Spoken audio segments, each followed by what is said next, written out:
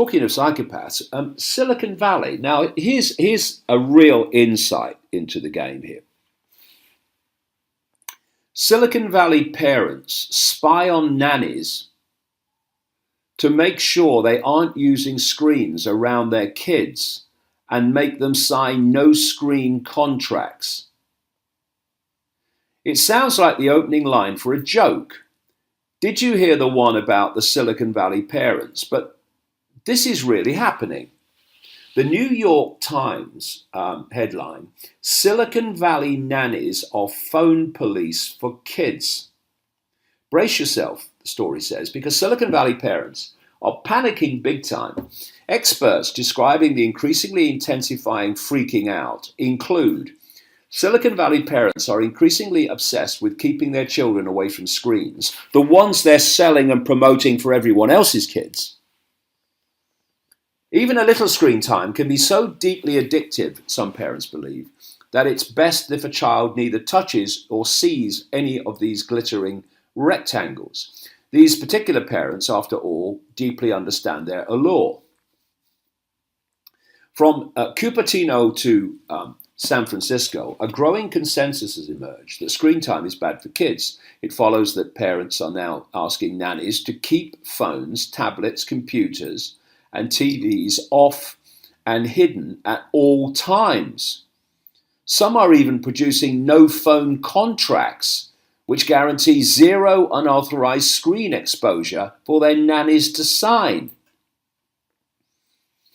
The fear of screens has reached the level of panic in Silicon Valley, where they know what they're doing to the kids. Vigilantes now post photos to parenting message boards of possible nannies using cell phones near children, which is to say, the very people building these glowing, hyper-stimulating portals have become increasingly terrified of them. And it has put their nannies in a strange position. In the last year, everything has changed, said Shannon Zimmerman, a nanny in San Jose, who works for families that ban screen time.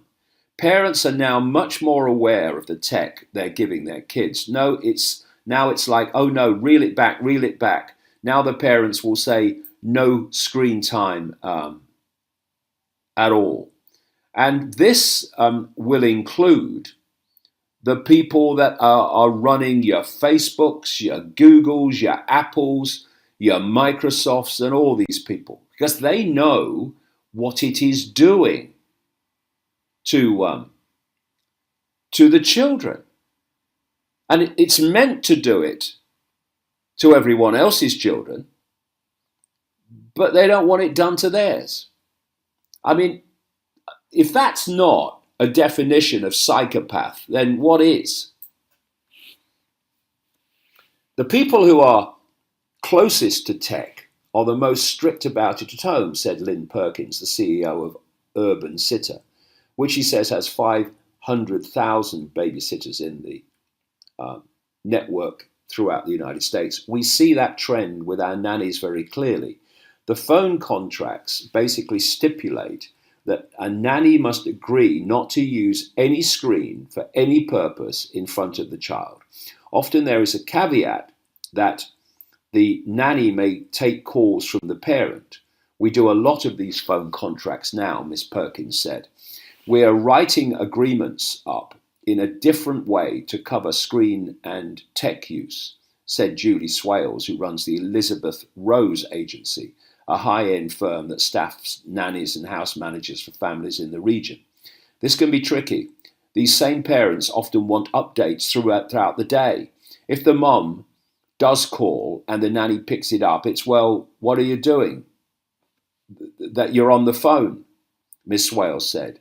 Damned if you do, damned if you don't. She said that at least wealthy tech executives know what they want, no phones at all. The harder families to staff are those that are still unsure how to handle tech. It's almost safer to some degree in those houses because they know what they're dealing with, she said, as opposed to other families who are still trying to muddle their way through with tech. So here you have these Silicon Valley executives turning out this crap, insisting under pain of contract and dismissal, that their children are not even allowed to see it, a screen, never mind use one. What do they know that most people don't know? Just about everything about the effect of these things.